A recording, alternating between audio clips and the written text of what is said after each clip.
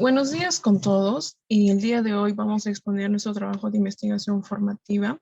Somos el grupo número 1 y el título de nuestra investigación es el nivel de resiliencia y el estrés postraumático en la población latinoamericana desde el 2010.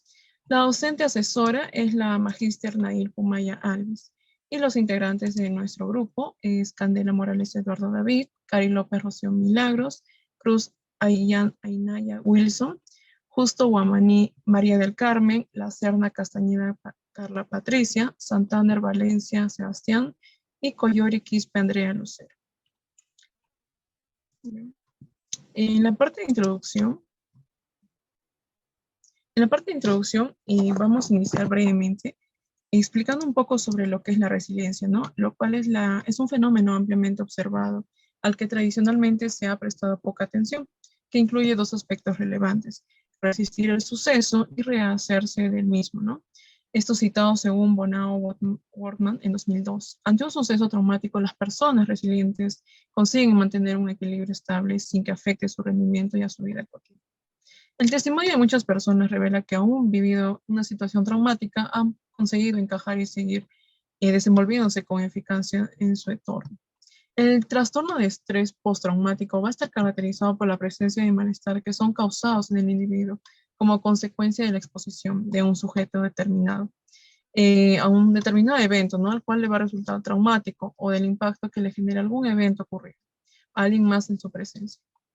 Abordamos el trastorno por estrés postraumático, el cual va a estar presente en los hechos más cruentos de los diferentes conflictos bélicos, ¿no?, del siglo pasado, como lo fue la Primera y la Segunda Guerra Mundial, dejando graves secuelas en la patología en miles de los supervivientes.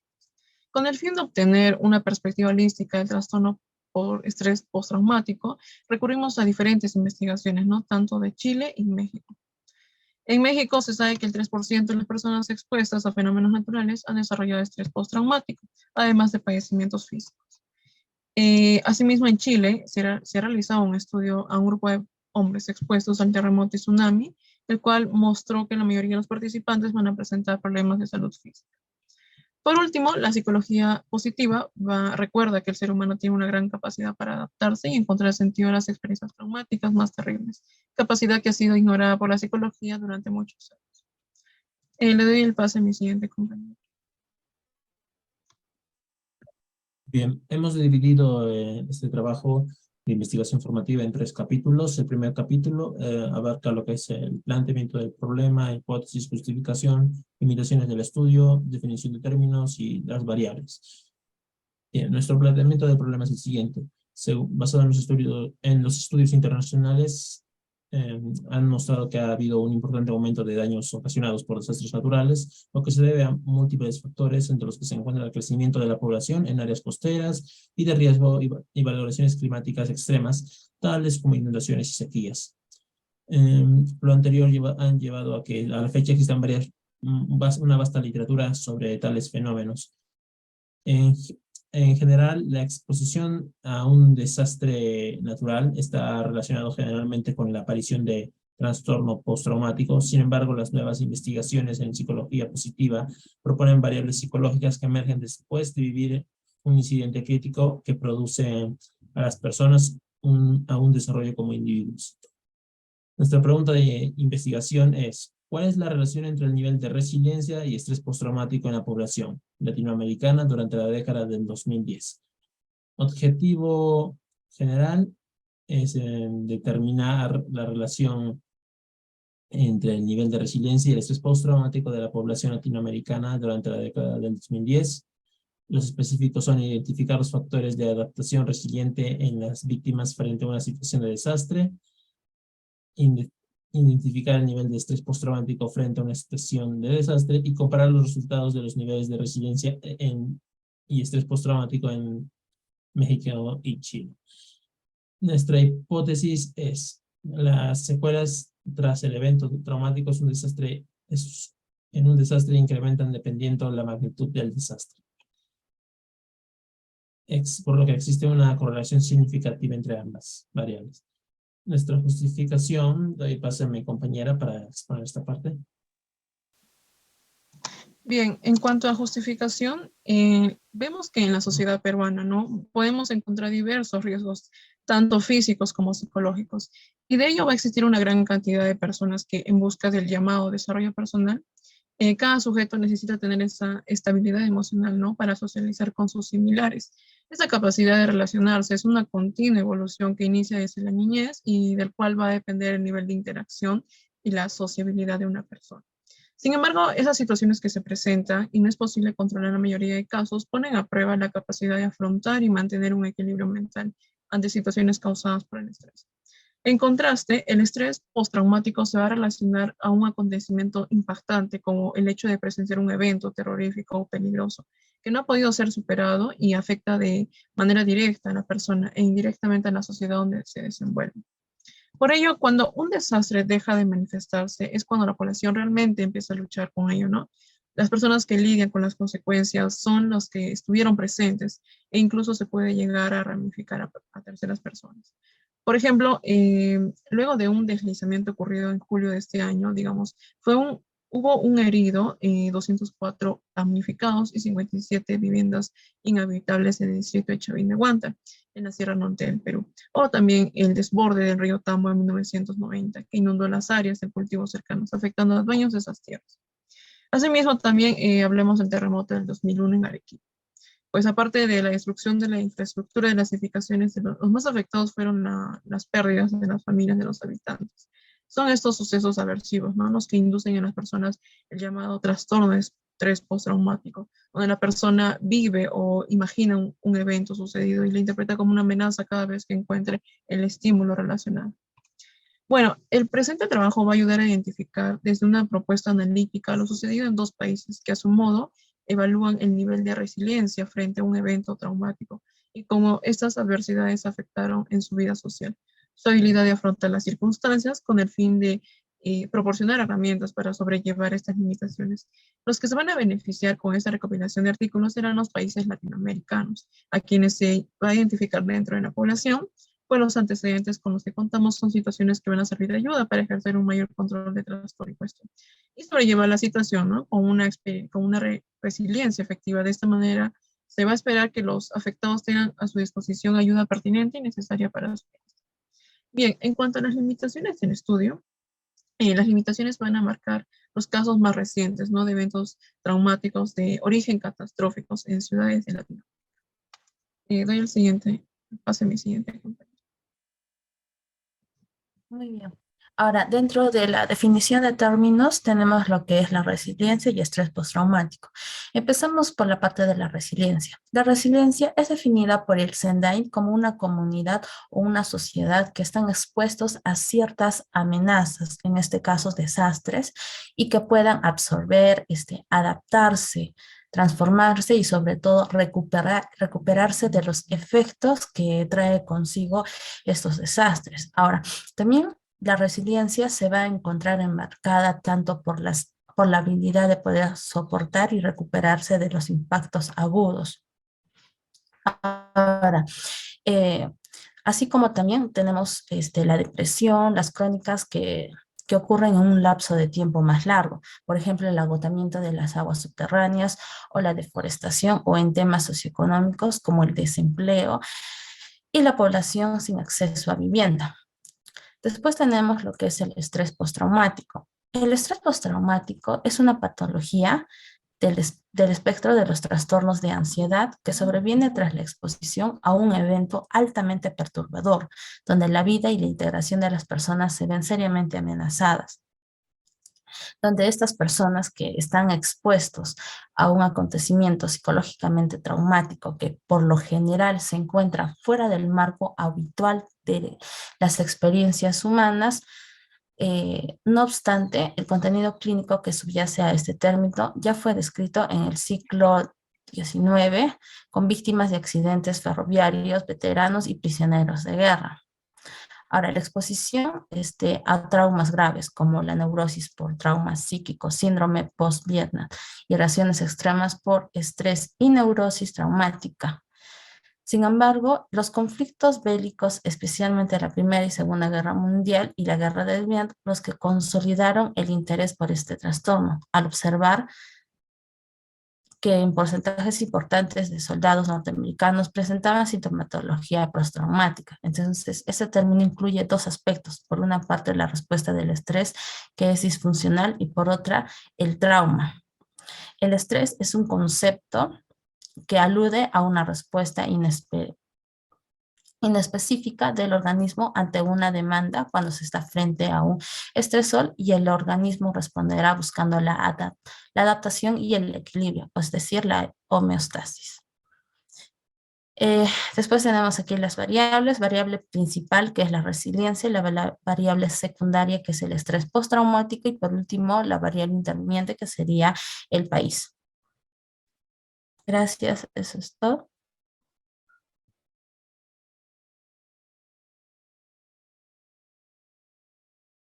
Y por último tenemos aquí la operación de las variables. Y la principal, que es resiliencia, es de tipo cualitativa, y la definición conceptual es la capacidad que se construye en el proceso de interacción sujeto-contexto, que incluye tanto las relaciones sociales como los procesos intrapsíquicos. La definición operacional es nivel de manejo de habilidades frente a un evento estresante causado por desastres naturales en la población latinoamericana. Tenemos las dimensiones: la satisfacción, economía, ecuanimidad. La secundaria es estrés postraumático, de tipo variable cuantitativa, y la interviniente, que es nacionalidad, de tipo la cual es de tipo cualitativo. Ahora vamos a pasar a lo que es el capítulo 2 del marco teórico. Bien. A continuación, el marco teórico. Un momentito. Bien, tenemos entonces dentro del marco teórico, en primer lugar, el riesgo de estrés postraumático en Chile. Esto lo hacemos, estos dos conceptos que vamos a dar, estos dos apartados, que son Chile y México, son para ahondar más en la respectiva teoría que, bueno, va a contrastar nuestro estudio. Bueno, nuestro proyecto de investigación. La última edición del Reporte Mundial del Riesgo por Salud, Riesgo por Desastres Naturales, ubica a Chile en el puesto número 27 entre 180 países, siendo catalogado como uno de los más peligrosos del planeta. La geografía nacional y el acceso a los recursos redes han conducido a que los asentamientos humanos se ubiquen en zonas vulnerables ante eventos naturales, dando muy poca importancia al riesgo de la localización frente a la rentabilidad a la hora de tomar decisiones sobre dónde instalarse. Esta localización en zonas de vulnerabilidad se debe a la existencia de una legislación que aún tiene como desafío aumentar el contenido preventivo, reduciéndose a una regulación eminentemente reactiva, principalmente asociada a los sistemas de alerta y funcionamiento de los diferentes organismos que actúan con posterioridad al acontecimiento potencialmente desastroso. Asimismo, la posición geográfica de Chile al borde de una placa tectónica lo sitúa en un grado de exposición similar a Japón, cuyos niveles de vulnerabilidad, sin embargo, son mucho más bajos. Ocupa el lugar 54 en el ranking de reporte mundial de riesgo, con un índice de riesgo de 9,19, mientras que el índice nacional es de 12,45. Es así que en más de sus 200 años de historia independiente, el país ha sufrido varias docenas de terremotos estimados sobre magnitud 7, siendo al menos 18 de ellos altamente destructivos. Algunos de estos han sido acompañados de grandes incendios, como el del Valparaíso en 1906, y de tsunamis como el terremoto de 2010. De hecho, fue el epicentro del terremoto más grande registrado desde que existe la posibilidad técnica de hacerlo. El terremoto de Valdivia en el año 1960 es de magnitud 9,5 y no solo causó la muerte de miles de personas y enormes daños a la infraestructura, sino que incluso cambió la geografía del territorio al desprenderse enormes masas de tierra continental. Este estudio hubo otro estudio realizado en Ecuador donde se contrastaron los resultados con Chile. En este estudio, de hecho, se obtuvo que Chile tuvo mayor percance, estaban más preparados frente a este tipo de desastres. En esta investigación se usó el inventario de crecimiento postraumático y los resultados mostraron que las mujeres crecen más que los hombres en cuanto a resiliencia luego de un evento traumático, y esto se encontró en una muestra chilena. Y bueno, en el metaanálisis de Wisniewski, Este fenómeno podría ser explicado por la resiliencia de pensamiento, que está presente en mayor medida en las mujeres que en los hombres, siendo este fenómeno psicológicamente negativo en la parte emocional, pero positivo en el favorecimiento del aprendizaje a partir de la vivencia plena de la experiencia. Incluso la resiliencia deliberada podría ser predictor del crecimiento postraumático. También se encontró que en la muestra chilena los participantes crecieron más en la autopercepción, es decir, este fenómeno se podría explicar desde los estudios sobre el desarrollo humano, el desarrollo individual, relacionado al desarrollo individual, y predominante en esta muestra del estudio chileno, del estudio de Ecuador con respecto a los chilenos. Por otro lado, es que Chile ha formado, por lo anterior mencionado, es que Chile ha ido formulando políticas y estrategias basadas en la experiencia de registro histórico nacional frente a estos eventos. De esta manera, el país avanza para enfrentar cada vez de mejor forma estos eventos asociados a la naturaleza propia de su territorio y anticipándose a sus consecuencias utilizando al máximo sus capacidades de investigación, desarrollo e innovación. Y bueno, en cuanto a México, riesgo de estrés postraumático en México. Por su ubicación geográfica, México es escenario de la manifestación de varios tipos de fenómenos naturales. Los huracanes y los sismos son quizás las principales fuentes de amenaza que enfrenta el territorio nacional y cuya intensidad puede ocasionar desastres. El impacto de los desastres de origen natural pueden llegar a causar y debe considerarse que en la planteación de los criterios de población. La complejidad y riqueza del territorio mexicano desde la perspectiva natural y social le imprime un sello especial que involucra retos en el corto, mediano y largo plazo. Al ser el riesgo de este desastre definido como la posible pérdida de vida, lesiones o activos destruidos o dañados que pueden ocurrir en un sistema, sociedad o comunidad en un periodo de tiempo específico determinado probabilísticamente como una función de riesgo, exposición, vulnerabilidad y capacidad. Las transformaciones socioculturales y ambientales históricas y contemporáneas del espacio son ingredientes centrales en el entendimiento de la configuración de dicho riesgo. Entonces, de acuerdo con la base de datos del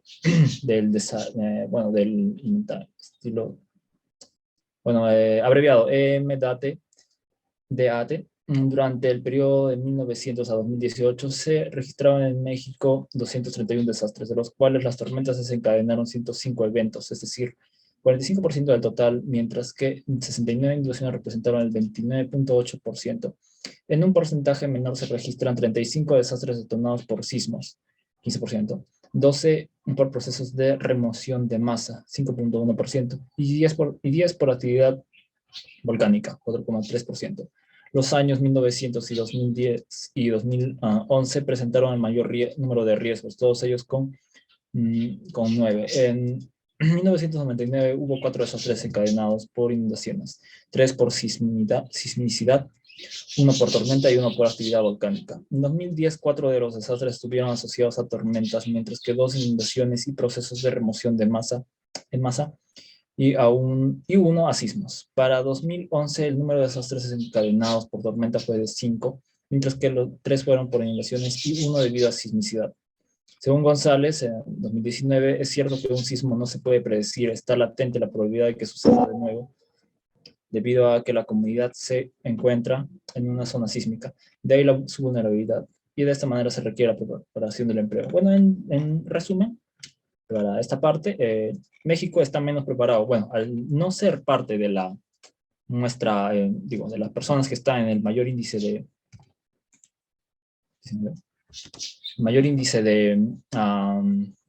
no se encuentran dentro del territorio que esté realmente en problema. Bueno, sí, en parte sí. Desde la psicología, por ejemplo, se implica el reconocimiento que posiblemente la emoción experimentada por las personas después del terremoto fue abrumadora y angustiante, trayendo como consecuencias efectos traumáticos e importantes eventos. Por estos motivos es indispensable distinguir nuestra mirada de un trabajo que permita la reintegración homeostática de la resiliencia a fin de recuperarse y tener un funcionamiento óptimo, así como también analizar si la vivencia como la de este estudio genera en ellos un cambio positivo que los dirija a un crecimiento postraumático, la cual parte de la consideración de los contratiempos pueden ser una percepción psicológica ante la adversidad. Por otro lado, desde la política de protección civil, estos hallazgos son útiles, ya que el conocimiento de los efectos emocionales que sufren los individuos y sus modos de enfrentarse a situaciones extremas pueden dar la pauta para incrementar la cultura de prevención ante los riesgos a la población, la cual debe ser considerando las particulares socioculturales de cada región. Bien, a continuación, siguiente compañero.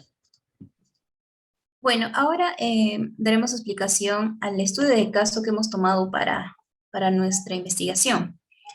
Bueno, los factores resilientes están presentes en ambos estudios, tanto a nivel de crecimiento postraumático como en los resultados, ya que el diseño usado para ambos estudios revela el aumento positivo en el aprendizaje a través de la vivencia que se ocurre en esos países, ¿no? Que demuestra un crecimiento espiritual, percepción más positiva y mejores relaciones interpersonales. Muy aparte de esto, con respecto a Chile se encontró una diferencia significativa en cuanto a la dimensión de autopercepción. De ello también se entiende que los pobladores afectados mostraron mayores índices de superación, dejando de lado la vida, la comunidad participativa y centrándose más en las cualidades individuales. Mientras que en México se evidencia un gran impacto en la capacidad para afrontar estos eventos, pues se encuentra la poca preparación para afrontar dichos sucesos y en su lugar los resultados pretenden dar paso a mejores métodos para poder construir técnicas que aumenten la capacidad de resiliencia en los afectados. Bueno, luego de ser partícipes de alguna situación eventual de desastres naturales, la desestructuración es doble, lo que afecta al nivel individual o también al personal y el nivel contextual, lo que va a tomar en cuenta el hecho de la ubicación geográfica donde se producen con mayor frecuencia este tipo de desastres. Por último, en retrospectiva, Chile evidencia una mayor capacidad para afrontar dichos sucesos. De esta manera podemos decir que sus resultados muestran mayores índices de resiliencia, que a comparación de México posee poca capacidad de resiliencia y por lo tanto existe el riesgo a que se generen graves trastornos de estrés postraumático. Ahora también hemos evidenciado algunas sugerencias donde es entendible que ante una situación de desastre tengamos reacciones impulsivas de supervivencia, pero se debe reconocer que entre el pánico colectivo que se genera puede hacer aún más difícil la situación y se debe recordar que mantener la calma frente a este tipo de situaciones, ya que ayuda a que podamos evaluar mejor la situación y de esta manera también podamos socorrer al resto de individuos que se encuentren en ese tipo de eventos. Por otro lado, se debe prestar atención a los efectos post-desastre que generan en las personas, ya sean adultos o infantes, porque estas personas afectadas suelen volverse irritables, incluso inestables, llegando a desencadenar un nivel mayor de ansiedad. Además, es importante tomar en cuenta los efectos secundarios y evitar un mal desarrollo psicosocial luego de este evento traumático. Y bueno, la evaluación del área donde se reside debe ser monitoreada por un centro especializado para que de esta manera se tenga un mayor control y prevención frente a las situaciones de desastre, para que también se disminuya las consecuencias negativas que se traen, o sea, la persona pueda tomar precauciones. Y bueno, independientemente, es recomendable para las personas que sufrieron efectos secundarios frente a ese tipo de situaciones, que deben alejarse por un tiempo de los medios de comunicación para evitar revivir o empeorar el trauma. Además de que retomar la rutina del día a día se debe de dar de manera paulatina, poco a poco, y además una convivencia social ayudaría a mejorar el estado de ánimo de la persona. Muy buenas tardes. Bueno, continuando con la exposición, vamos a ver en esta oportunidad el capítulo 3. Vamos a ver lo que es la metodología. Por favor, ¿podrías agrandar un poquito? Gracias, compañero.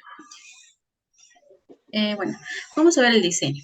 El diseño de esta investigación es no experimental, según Hernández 2010, ya que se observará a los fenómenos tal como se dan, sin manipular deliberadamente las variables en su contexto natural, para después analizarlo en un modelo correlacional. Ya que dicha investigación pretende determinar si existe una relación entre la resiliencia y el estrés postraumático. Además, es de tipo transaccional, ya que los datos a recolectar serán en un momento dado. Bueno, el muestreo es de tipo no probabilístico por conveniencia, ya que según Sampieri, en cuanto a la elección, los elementos no dependen de la probabilidad, sino de las causas relacionadas con el investigador o del que hace la muestra. Los sujetos. Los sujetos son participantes para la investigación, serán personas adultas que comprenden la edad entre 18 hasta los 60 años de edad, los que hayan sobrevivido a un desastre natural. La cantidad requerida serán 100 participantes. El material e instrumentos. Vamos a ver lo que es la escala de la resiliencia de Waldel y Jung. La ficha técnica, bueno, como la vemos aquí, el nombre, escala de resiliencia, los autores son Wagner y Jung, la procedencia es de Estados Unidos, la adaptación peruana, la administración es de forma individual y la duración es de 25 a 30 minutos aproximadamente. Aplicación es para adolescentes y adultos.